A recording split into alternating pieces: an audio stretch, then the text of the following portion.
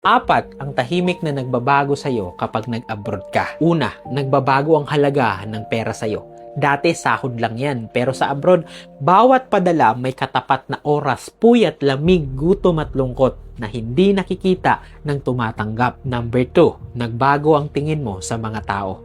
Doon mo makikita kung sino yung nangangamusta dahil mahal ka at sino yung marunong lang lumapit kapag may kailangan. Masakit, pero abroad ang minsang nagpapakilala kung sino ang pamilya at sino ang nasanay lang sa pakinabang. Pangatlo, nagbabago ang tibay mo.